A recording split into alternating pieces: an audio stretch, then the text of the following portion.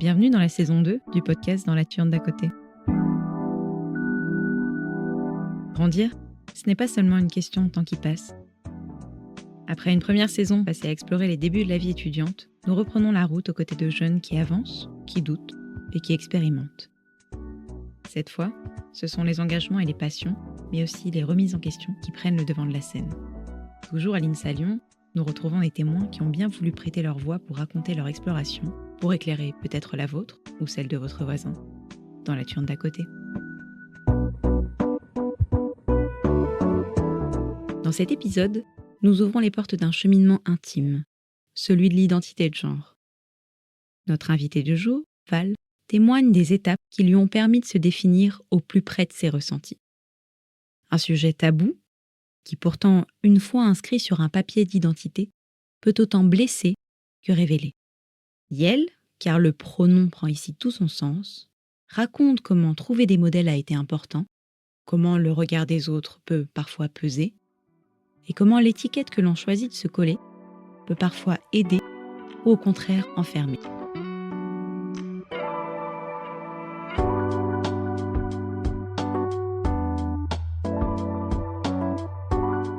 Alors, je m'appelle Val, la plupart des gens m'appellent Val en tout cas. Je suis en 5e année au départ télécom à l'INSA.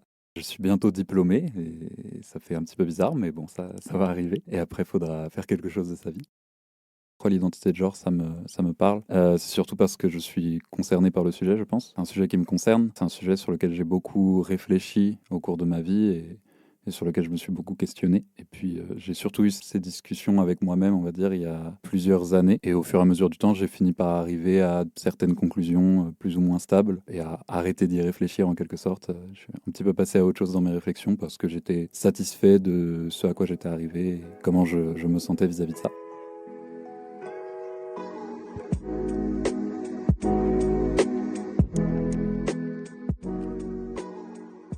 Je pense que je commence à me questionner sur ça, sur l'identité de genre, un peu après mon arrivée à l'INSA. Je m'étais déjà beaucoup questionné sur mon orientation sexuelle quand j'étais au lycée, donc aux alentours de ma première, quand j'avais 16-17 ans, quoi. Et j'étais arrivé à des conclusions là-dessus qui étaient que j'étais pansexuel. Et puis j'ai rencontré un groupe de personnes où tout le monde était queer, LGBT, voilà, et il y avait beaucoup de gens qui avaient déjà entamé des transitions de genre. Donc là, c'était carrément un changement de prénom, un changement d'identité de genre complet. Donc je suis devenu très ami avec ces personnes-là à ce moment-là. Et puis je pense que le fait d'interagir avec ce groupe-là, etc., ça m'a aussi amené à me questionner, moi, sur mon identité de genre. Et des questionnements que j'avais déjà eu un petit peu au lycée, mais sans forcément les creuser, et en me disant que en fait, j'étais pas concerné particulièrement, ou en tout cas que ça me semblait pas important à ce moment-là. Et puis en discutant avec les gens de mon entourage, du coup, à ce moment-là, et avec quelques personnes aussi de l'INSA que j'avais rencontrées, bah, ça m'a fait me rendre compte qu'en fait, si, j'étais concerné. Je pense qu'on est de toute façon tous concernés par ce sujet-là, mais que surtout que moi, je me suis reconnu comme non-binaire à ce moment-là. Donc ça fait un gros changement quand même dans sa vie.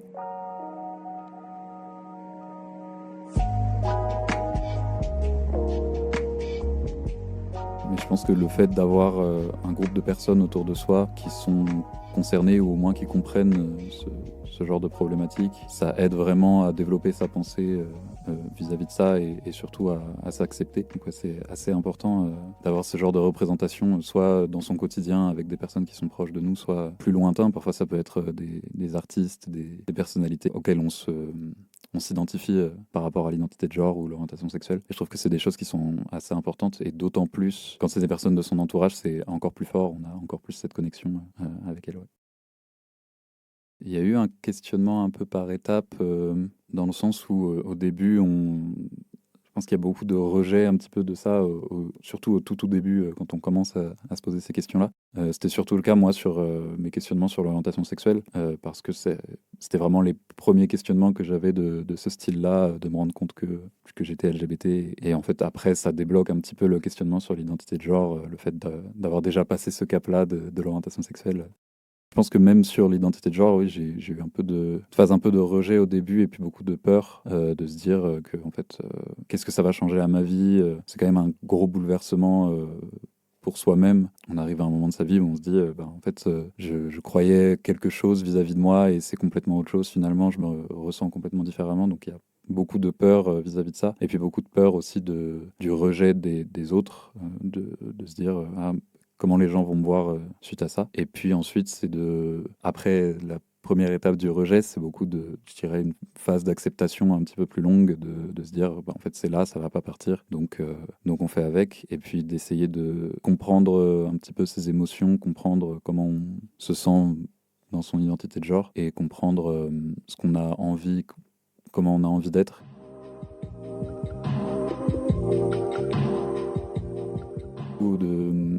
Pour moi, il y a beaucoup de questionnements sur le titre qu'on a envie de se donner. C'est quelque chose qui est qui peut parfois même être un peu malsain, de se dire, en fait, qu'est-ce que je suis? Je parlais de pansexualité tout à l'heure, mais là, sur la non-binarité, dans quelle case je me trouve spécifiquement? En fait, c'est pas quelque chose qui est vraiment obligatoire à trouver, mais au début, en tout cas, ça aide vraiment à se dire, à mettre des mots sur ses émotions et à se dire, c'est ça en fait que je suis, et ouais, à trouver son identité. Je pense pas que je mette en avant ces cases-là encore. Je pense que je m'en suis principalement défait. En fait, ce qu'il y a aussi, c'est que les cases, entre guillemets, que j'ai choisies, c'est quand même très très large. Non-binaire, ça veut pas dire grand-chose en quelque sorte. Enfin, ça veut juste dire ni homme ni femme et quelque chose d'autre. Donc c'est assez large, ce qui est plutôt pratique. En fait, je m'identifie toujours comme ça parce que j'ai jamais vraiment trouvé quelque chose de stable qui était plus précis que ça. Donc je me suis dit, bon, en fait, ça n'a pas tant d'importance que ça pour moi de trouver quelque chose de plus précis, et de toute façon, j'y arrive pas. Donc ça me convient comme ça. Ouais. Je sais pas si... Non, j'ai pas vraiment besoin ni vraiment envie d'aller dans une certaine case, même vis-à-vis de mes émotions à moi, de mon ressenti. C'est pas quelque chose qui me rassurerait plus que la situation actuelle. Et puis même en termes de ce à quoi je crois, on va dire, plus dans mes valeurs personnelles, je pense pas que ce soit nécessaire en tout cas moi, pour me construire, mais pour se construire de manière générale et pour s'organiser en tant que société, on va dire. Ouais, je pense que le besoin de tomber dans une case comme ça, c'est assez naturel. Ce que je disais, c'est surtout, pour moi, ça m'a beaucoup aidé au début de mes réflexions pour trouver qui je suis, comment j'ai envie de me définir, et comment se présenter aux autres aussi, d'une certaine manière. Bon, même si je n'arrive pas devant quelqu'un en disant bonjour, je suis non-binaire, mais de communiquer avec les autres là-dessus. Donc je pense que c'est quand même un outil qui peut être utile pour en parler aux gens, et surtout pour communiquer avec les autres à ce sujet, et puis pour se sentir bien soi-même. Pour certaines personnes, c'est carrément nécessaire d'avoir un nom sur ce qu'on est, et de savoir dire, voilà, moi je suis ça, et c'est comme ça que je me ressens. Ouais. Pour commencer sur la pansexualité, c'est une orientation sexuelle qui est beaucoup confondue avec la bisexualité, on va dire, parce que c'est en réalité deux orientations qui sont très proches et qui représentent sensiblement la même chose. La bisexualité, la plupart des personnes connaissent, c'est être attiré par globalement n'importe qui. Il y a bi dans bisexualité, donc on pense souvent à homme et femme, mais en fait c'est n'importe qui, que ce soit homme, femme ou personne non binaire. La pansexualité, c'est aussi ça. La différence entre les deux, c'est l'approche des relations qu'on va avoir avec les gens, et l'approche du genre dans ces relations amoureuses. Ce que je dis souvent pour dissocier les deux, c'est que la bisexualité, c'est d'être attiré par tous les genres, et la pansexualité, c'est d'être attiré quel que soit le genre. Donc en fait, c'est vraiment juste une différence d'approche vis-à-vis du genre dans ces relations. Et moi, la pansexualité, ça me correspondait mieux dans le sens où, par rapport à ce que je disais tout à l'heure aussi, j'ai pas vraiment besoin d'avoir ces cases-là, ces étiquettes-là, pour me retrouver moi avec moi-même et dans mes relations. Donc en fait, comme ça n'a pas tant d'importance, je trouvais que la pansexualité, c'était une définition un peu plus fluide et qui me correspondait mieux. Mais voilà, c'est pas très différent de la bisexualité en soi. La non-binarité, c'est pour le coup assez simple. C'est de ne pas se reconnaître ni comme homme ni comme femme au niveau du genre. Et ça porte plutôt sur le genre, c'est la représentation, la construction sociale d'une partie de notre identité qui souvent correspond au sexe qu'on a, donc souvent c'est homme ou femme, mais pour un certain nombre de personnes, ça correspond pas au sexe qu'on a à la naissance. Donc ça s'appelle les personnes transgenres, c'est les personnes qui ont un genre différent du genre qu'on leur a attribué à la naissance, donc du genre qui correspond à leur sexe. La transidentité, ça peut être de transitionner vers un autre genre, donc on est femme et on se dit bah non, moi je me sens plus homme finalement, et on transitionne vers être un homme. Ou alors ça peut être se détacher carrément de ces deux genres-là, donc ça c'est la non-binarité. Là ça peut être soit ne pas définir son genre. Il y a beaucoup de personnes qui sont agenres, donc qui disent moi mon genre il n'est pas défini précisément, et il dépend que de moi, on va dire. Ou alors d'autres types de genres qui peuvent être plus ou moins proche des genres existants ou non. Voilà, donc c'est vraiment un gros parapluie avec beaucoup d'identités de genre en dessous.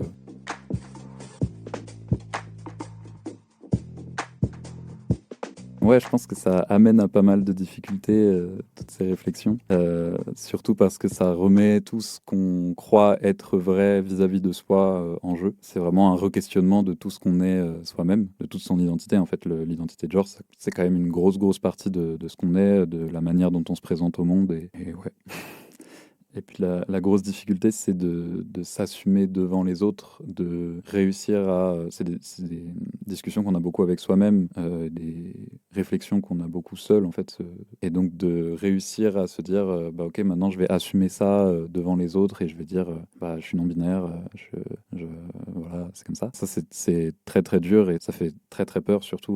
On se demande un petit peu ce dont les gens vont en penser. Et puis souvent, moi en tout cas, c'était mon cas, on a un petit peu du mal à se sentir légitime de ressentir ça. Moi, j'étais dans un groupe d'amis, justement, avec des personnes qui étaient très queer, qui avaient engagé des transitions de genre, etc. Et moi, je ressentais un petit peu cette non-binarité, etc. Mais je me disais, je sais pas, on passait... en fait, ça amène à se comparer aux autres, à se dire, bah, moi, je suis pas autant transgenre que telle personne, en fait. Lui, il ressent beaucoup plus de choses. Moi, c'est beaucoup moins que ça. Donc, est-ce que vraiment, je m'invente pas quelque chose? Est-ce que c'est vrai ce que je vis ou est-ce que j'essaie juste de ressembler aux personnes à côté de qui je suis? Donc, c'est assez compliqué de dépasser ça aussi, ce sentiment d'illégitimité un petit peu vis-à-vis de ce qu'on ressent nous-mêmes. Quand j'ai fait mon coming out non-binaire, je l'ai fait à une personne qui est transgenre, donc qui est quand même assez renseignée sur le sujet et qui est surtout très bienveillante sur le sujet, évidemment. Et c'était quand même super compliqué à faire, en fait. C'était vraiment pas simple, ça m'a pris plusieurs heures. Parce que ça reste se mettre à nu, en quelque sorte, mettre tout ce qu'on ressent dans quelques mots. C'est quelque chose de très très compliqué et qui change complètement tout ce qu'on ressent. Et ouais, et j'ai eu la chance après d'être aidé par cette personne et par beaucoup d'autres personnes lors de tout mon parcours de coming out pour être accepté et pour que les gens m'appellent comme j'avais envie qu'ils m'appellent. Vis-à-vis du climat sociétal dans lequel on est, les personnes LGBT ne sont pas acceptées par toute la population, même si ça progresse et c'est tant mieux. Mais pour faire n'importe quelle procédure de changement de genre ou de changement de prénom qui peuvent être très importantes pour des personnes transgenres, pour se sentir bien dans leur peau et ouais, pour évoluer, quoi. Ça reste très très très compliqué et c'est ça, moi en tout cas, qui me faisait beaucoup peur au début, c'est de me dire ah mince, si je dois commencer à aborder ces démarches, ça va prendre du temps, est-ce que je vais y arriver, est-ce que je vais pas abandonner en cours de route, et si je me rends compte que en fait au milieu de mes démarches, en fait j'ai plus envie et finalement ça me correspondait pas, qu'est-ce que je fais? Est-ce que ça va pas être plus difficile c'est des questions très pragmatiques, mais est-ce que ça va pas être plus difficile de trouver un taf ou comment j'en parle à mes parents, des choses comme ça. Donc c'est ça qui fait vraiment peur, c'est tout le climat sociétal, l'organisation de la société qui n'est pas vraiment pensée pour des personnes LGBT. Et donc c'est très compliqué d'évoluer dans la société en tant que telle. Et puis je disais, ça s'améliore petit à petit, on va dire, mais en France en tout cas. Dans d'autres pays, c'est pas le cas. Et puis ça recule même carrément dans certains pays. Et je pense que ce qu'on voit dans les dernières années avec la montée de l'extrême droite en France et en Europe et ailleurs, très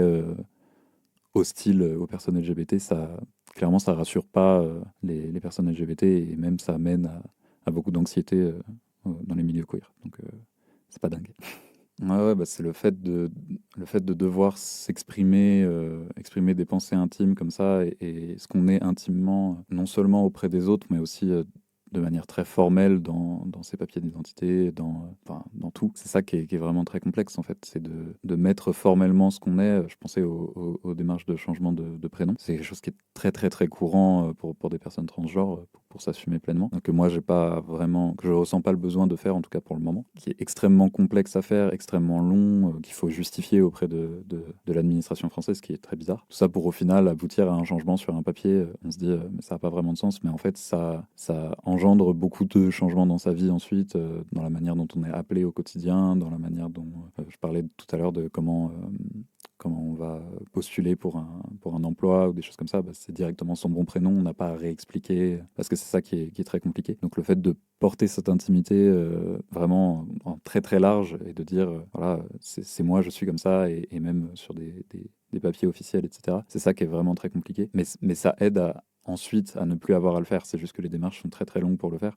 Je reprends sur le changement de prénom. Une fois que c'est fait, en quelque sorte, bon, même si ça prend énormément de temps, ça facilite énormément ensuite les interactions avec les gens. En fait, quand on va rencontrer quelqu'un, je pense que ça donne aussi plus de légitimité à se dire bah, c'est ça, c'est mon prénom, parce que c'est reconnu officiellement, etc. Je pense pas que c'est un sujet qui devrait être tabou, mais je pense que ça l'est pour beaucoup de gens, et surtout parce que par manque d'informations sur le sujet. Je pense que beaucoup de personnes se rendent pas vraiment compte de ce que c'est, de ce que ça veut dire, pourquoi c'est important et de pourquoi on en parle, et puis de comment ça peut les concerner eux-mêmes. En fait, il y a beaucoup de personnes qui se sentent pas vraiment concernées par le sujet de l'identité de genre, alors que précisément c'est un sujet qui touche absolument tout le monde. Tout le monde a une identité de genre, même sans être, même sans se rendre compte que son identité de genre est queer et qu'on est non-binaire ou qu'on a envie de changer de genre. En fait, juste de se questionner là-dessus, je trouve ça intéressant, même si au final, la fin de la réflexion, c'est bah non, moi je suis bien dans mon identité de genre et c'est tout. Et pour la plupart des gens, en fait, c'est ça. Hein. Mais oui, il y a beaucoup de gens qui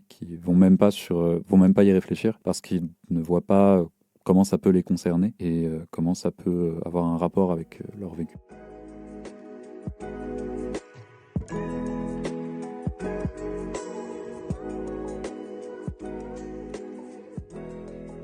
C'est un gros sujet de cacher cette identité-là et de pas le montrer à tout le monde. En fait, je pense qu'on le montre toujours à quelques personnes. J'ai parlé de groupes de personnes queer, où là, c'est beaucoup plus safe de s'exprimer comme on est. Mais dans d'autres cercles, ça peut être beaucoup plus compliqué. Quand même une chance d'avoir une famille qui comprend majoritairement ces sujets-là et qui est très sympa, très cool vis-à-vis de ces sujets. Mais c'est clairement pas le cas de tout le monde. Il y a énormément de personnes transgenres qui se retrouvent carrément sans famille, en fait, qui se font complètement rejeter par leur famille à la suite de leur coming out, ou qui, par peur de se retrouver rejetés par leur famille, ne le disent pas, en fait, le cachent complètement. Et dans ce cas-là, ça peut être vraiment source d'une grande souffrance.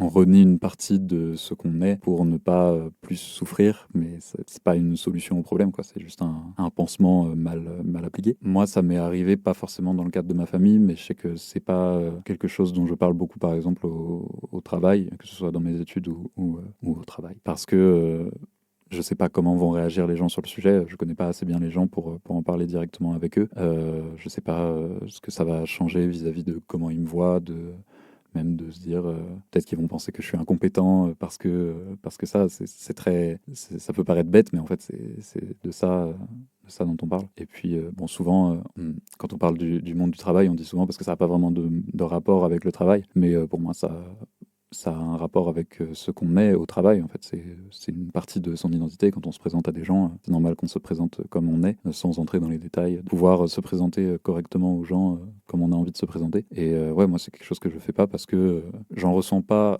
un besoin intense, mais c'est quelque chose que j'aimerais bien faire. Mais c'est surtout parce que j'ai pas envie que ça se passe mal avec des gens. J'ai pas envie qu'il y ait une personne en face qui vienne, qui soit complètement hostile vis-à-vis de ce sujet-là et qui, du coup, que ça crée une atmosphère un petit peu étrange. Moi, mes collègues au travail, ils ont 50 ans. Bon, je sais pas ce qu'ils pensent du sujet. Je sais pas s'ils sont plus.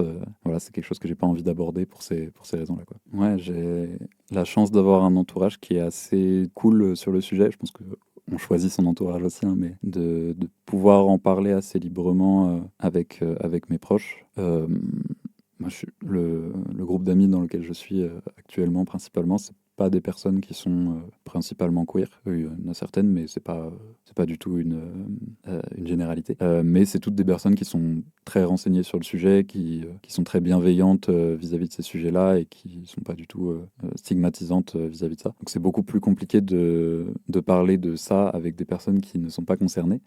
Pas parce que pas forcément par peur de comment elles vont y réagir, parce que pour la plupart de mes potes, en fait, je sais que ça pose pas vraiment de problème, mais plus parce que c'est plus difficile de connecter avec ces personnes-là et de trouver comment dire les choses. C'est beaucoup plus simple quand on parle à une personne concernée qui tout de suite va comprendre ce dont on parle, comment on se ressent, qui va faire le lien avec son ressenti à elle. Moi, j'essaye toujours de me présenter comme ouvertement queer vis-à-vis des gens, sans forcément arriver et tout de suite dire regardez, c'est moi, mais juste de montrer que c'est ok de l'être. Et je pense toujours aux autres en me disant s'il y a une autre personne queer dans l'entourage à un endroit qui est en questionnement, c'est rassurant d'avoir quelqu'un qui est concerné par ça, parce que ça fait comme une lumière un petit peu, une personne à qui on sait qu'on peut en parler, on sait qu'elle va nous soutenir en quelque sorte.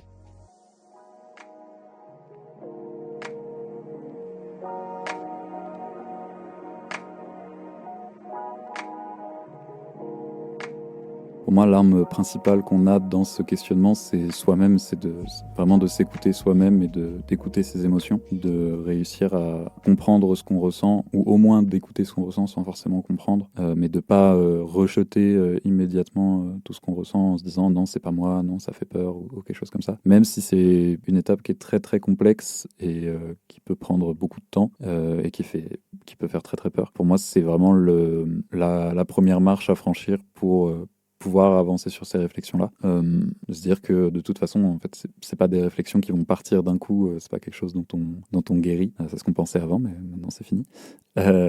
Et donc de faire avec, d'accepter ces réflexions-là, pour moi, c'est vraiment la première étape du questionnement qu'on peut avoir. Et puis ensuite, d'essayer de s'entourer, alors sans forcément rechercher ça, mais en tout cas d'essayer d'en parler avec ses proches, en tâtant le terrain pour voir quelle personne peut être réceptive à ce sujet-là ou non.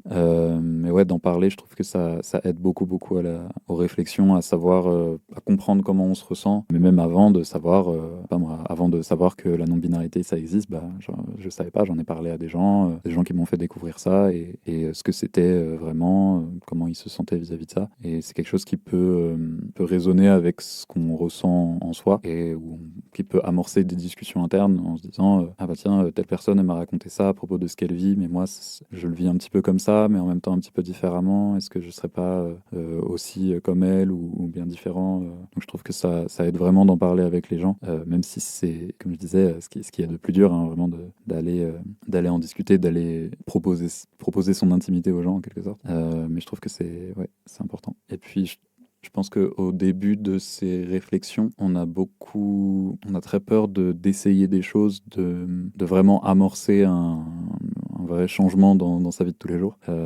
au-delà de juste ces réflexions, d'amorcer quelque chose qui va impacter comment on se présente vis-à-vis du monde. Pour moi, je trouve que c'est bien de franchir le pas, d'essayer de faire des choses, quitte à se tromper parfois, mais d'essayer que ce soit un prénom, des pronoms, même une manière de s'habiller, même parfois une manière de parler, même si ça ne nous correspond pas au final, que d'essayer de le faire, c'est quelque chose qui peut que être bénéfique. Soit on se rend compte que c'est ce qu'on voulait, et dans ce cas-là, tout se passe bien et on continue. Soit non, au final, on se dit, non, en fait, ça ne me correspond pas, c'est pas ça que j'ai envie d'être, ça me fait pas me sentir mieux, ou autre. Et dans ce cas-là, au moins, on sait que c'est pas ça.